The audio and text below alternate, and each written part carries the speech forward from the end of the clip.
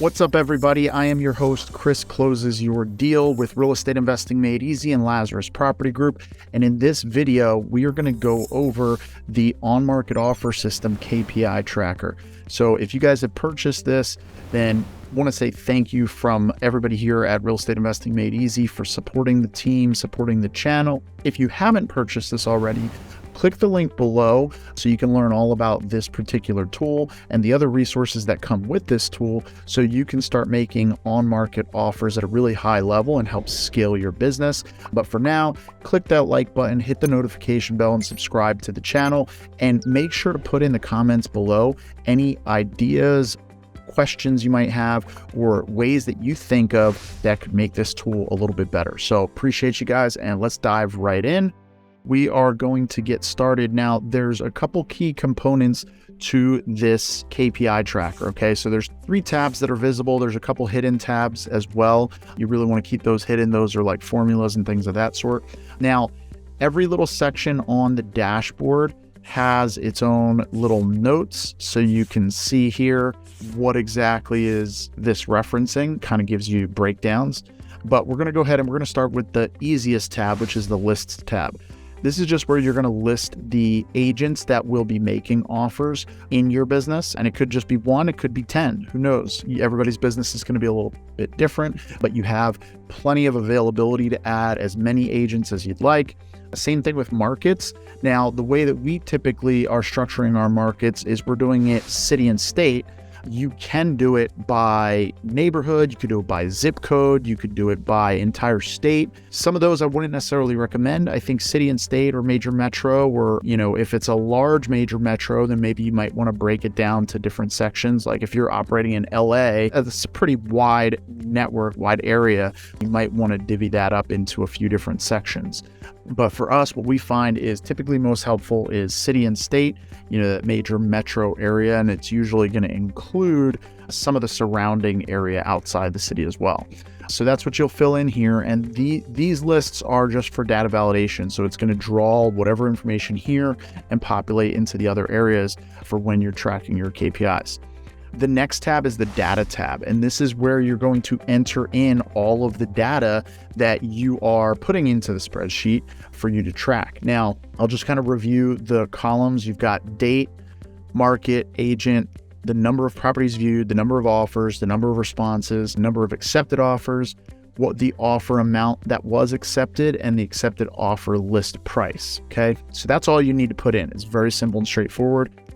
One thing to note is the way we do it, just because, it all comes down to simplicity, right? Like if I look at 100 properties today and I make 80 offers today, then when I'm going in and I'm looking at my responses for the day, I don't want to have to go back and see, okay, well, this response was from yesterday, so now I have to go back to yesterday and I have to change the number of responses, and this one was from 2 days ago. So literally what we're looking at is what responses came in today. So even if it's from an offer I sent out last Thursday, I'm counting it towards the number of responses I got today.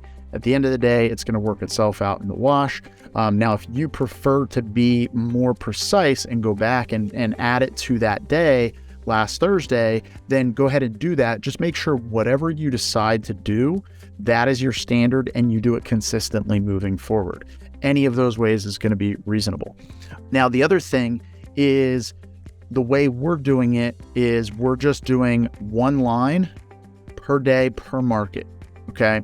Now, what could be the challenge with that, right? So we go through, we put it in, let's say we get 1 accepted offer. Sure. Offer amount accepted is 100. List price was 150. Okay. That's easy, right? But let's say we get 2 accepted offers.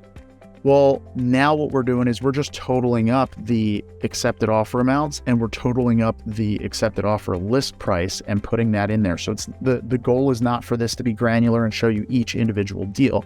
Now, what you could do, again, we're going in at the end of the day, putting the totals in, but what you could do is you could break it down to hourly. You could break it down to, half the day, like however you want to go through and document that process. You could do every 10 properties viewed, I'm going to go through and put this in.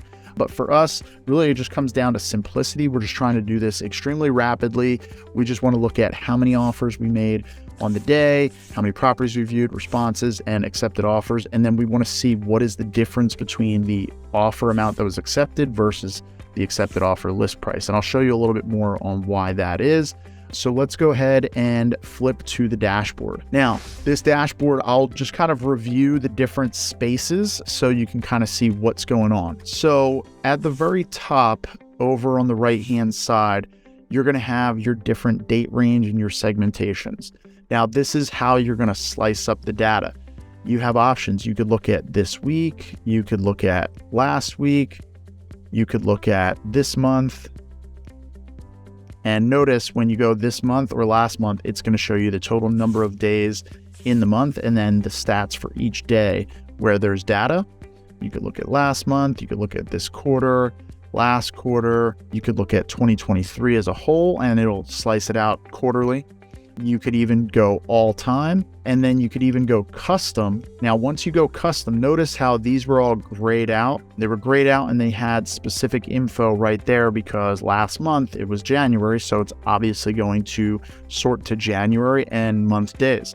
But if we go to custom, we can actually put a very specific range in. So like, let's say I wanted to just simply see from February, let's do February 9th to February 21st. Now, the segmentation is how it's going to slice up the data on the graph. I can look at weekly, I could look at monthly, and then yearly and quarterly is going to be the same because we're only looking at, a section that's within a quarter and within a year. So there's not really going to be much other data there. So that's how you can slice it up. But generally speaking, unless you're trying to target one specific, maybe there was a hiccup in your KPIs and all of a sudden, like in this window of time, something dramatic happened and now all your numbers are seemingly skewed, you could slice that up. But generally speaking, we're going to look at, this month, last month, things like that.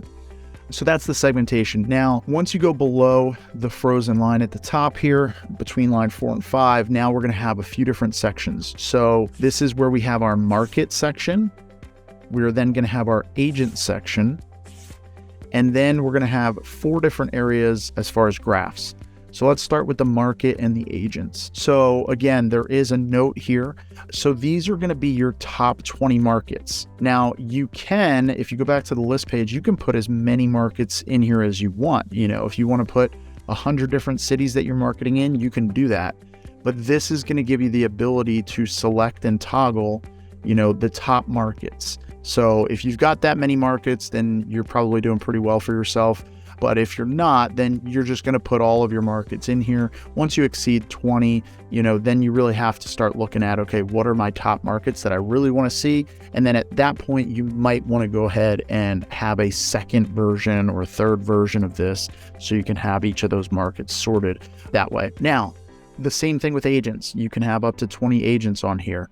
Most likely, you're not going to have that. You'll probably have 1, maybe 2 or 3, or a couple more. Now, one thing to note, all of these numbers here, these columns, are the same thing that you can see on the graph. So it's properties viewed, offers made, responses, and offers accepted. And then you'll see specific to that market, the results over that time period. In the event here, like you see, there's none of these boxes are selected. That means all of them are selected. However, so if you just keep an eye on this graph, once I select San Diego, it's going to adjust and it's only going to draw in the data for San Diego into the sheet. Once I click on Indianapolis, it's going to add that in and adjust. Same thing with Jacksonville, same thing with Fort Myers, Orlando, Panama, right? It's going to go ahead and bring all of that into the numbers. Now, again, you do not need to select anything if you want all of them selected. And one thing to note is at the bottom, the totals of selected are going to be here, and the percentages in between each of those are going to be right below. So that is the market section, and the agent section operates the exact same way. Pretty simple, straightforward. Now let's dive into the graphs. There's 4 different graph sections here, okay? And as you scroll down, you'll see those different graph sections. The first two graph sections are based on the volume, the total number of things, right? The total number of properties viewed, offers made, responses, accepted offers, and then the total number dollar amount for the offers that are accepted, and then the total dollar amount for the accepted offer property's list price, right? And then the next two sections are going to be those same stats, but percentages between them, right? So we want to see, now you're only going to have 3 on the first one because you're going to have the percentage of properties viewed that you made offers on. So if you made 80 offers on 100 properties viewed, then that percentage should be 80, right? So, and if you click on the thing here, you can hover over it and it'll show you what that stat is. The next stat is going to be the percentage of responses from offers. So out of the offers that you made, you got responses on 25.7% of them. And then the third one is the number of accepted offers versus the number of offers. So here we've got a 2.1%. That's based off of the number of properties we made offers on. So 2.1%. If we go up here to this day, right, and we look at the number of offers accepted, that's 12. We divide that by the total number of offers, that's 2.1%. So that's where that stat is coming in. And then lastly is the offer amount accepted versus the accepted offer list price. Now, why is that important? We want to see a trend line, and I want to be able to toggle from market to market because, for example, San Diego, we know that historically, San Diego, the offer price that we dispo at is 82%. So why would it be valuable for me to know like what the percentage off of the list price is? It's so I can see, all right, well, if I get, X amount that are locked up at, 70% of the list price, how many of those am I actually able to dispo, right? And I can see that trend line and I can see where people are accepting my offers. Are all of a sudden they're accepting lower offers because maybe the market is harder, it's more of a buyer's market, or maybe the market is skyrocketing and I'm not getting offers accepted at that 60%. Now I need to go up to 65% or 70%. So this is all just data that you can access so you can start making informed decisions on what you're going to do and pivot appropriately within your market. So that's pretty much it with this KPI tracker. Hopefully you guys get value out of this. I hope, this helps your business, helps you guys scale your business the way you want to. And again, we thank you for following, subscribing to the channel and supporting the channel. If you guys have any questions about this tool or any of the other tools included in the on-market offer system toolkit, definitely put those comments below with questions, or if there's any improvements you think would be valid to add to this, then definitely put that in the comments below and we'll look to possibly add that to future iterations and version 2.0, 3.0, and so forth. So again, thank you. I'm Chris, Closes Your Deal with Real Estate Investing Made Easy. And thanks for following, thanks for subscribing, and we'll look forward to seeing you on the next one. Peace.